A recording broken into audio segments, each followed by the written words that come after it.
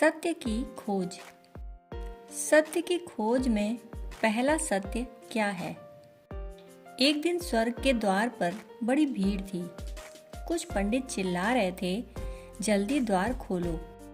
परंतु द्वारपालों ने उनसे कहा, थोड़ा ठहरिए, हम आपके संबंध में पहले पता लगा लें कि जो ज्ञान आपने पाया है, क्या वह शास्त्रों से पाया है या स्वयं से? क्योंकि शास्त्रों से पाए हुए ज्ञान का यहाँ कोई मूल्य नहीं है। इतने में ही एक और सन्यासी भीड़ के आगे आया और बोला, द्वार खोलो, मैं स्वर्ग में प्रवेश पाना चाहता हूँ।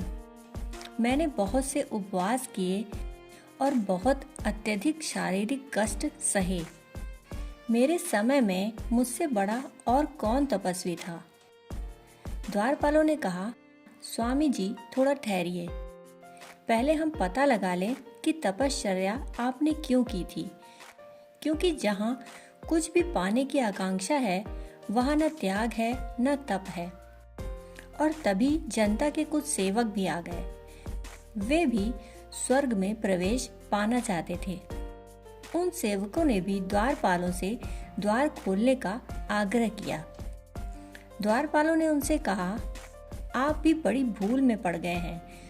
जो सेवा पुरस्कार मांगती है, वह सेवा नहीं है।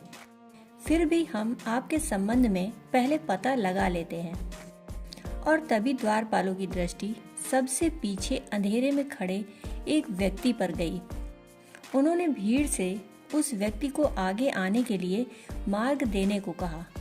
उस व्यक्ति की आंखों से आंसू गिर रहे थे। उसने कहा, निश्चय ही भूल से मुझे यहाँ ले आया गया है।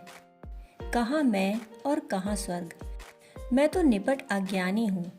शास्त्रों को बिल्कुल नहीं जानता हूँ। सन्यास से तो बिल्कुल अपरिचित ही हूँ, क्योंकि मेरा कुछ था ही नहीं। तो मैं त्याग क्या करता? और सेवा मैंने कभी नहीं की। उतनी मेरी सामर्थ्य कहाँ। प्रेम जरूर मेरे हृदय में बहता था, लेकिन प्रेम तो स्वर्ग प्रवेश की कोई योग्यता नहीं। फिर मैं स्वयं भी स्वर्ग में प्रवेश नहीं करना चाहता। कृपा करें और बताएं कि नरक का द्वार कहाँ है। शायद वही मेरा स्थान भी है और वही मेरी आवश्यकता भी है। उसके यह कहते ही द्वारपालों ने स्वर्ग के द्वार खोल दिए और कहा, मृत्यु में आप धन्य हैं।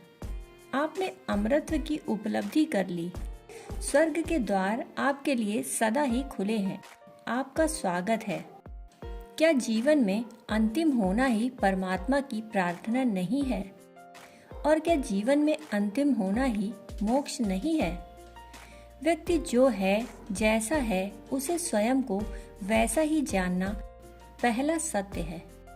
क्योंकि असत्य कभी सत्य तक ले जाने वाला मार्ग नहीं बन सकता। सत्य ही सत्य का द्वार है। स्वयं के प्रति सारी वंचनाओं को छोड़ने से ही सत्य का मार्ग निष्कंटक और निर्विरोध हो सकता है। यह स्मरण रखना आवश्यक है कि अंततः स्वयं को धोखा नहीं दिया जा सकता। एक ना एक दिन धोखे टूट ही जाते हैं और सत्य प्रकट होते हैं। इसलिए आत्मवंचना अंततः आत्मग्लानि में परिणत होती है। जीवन के मंदिर में पीछे से घुसने के लिए कोई द्वार नहीं। परमात्मा केवल उसका ही स्वागत करता है जो साहस पूर्वक संघर्ष करता है। दोस्तों, कहानी सुनने के लिए आपका बहुत बहुत आभार।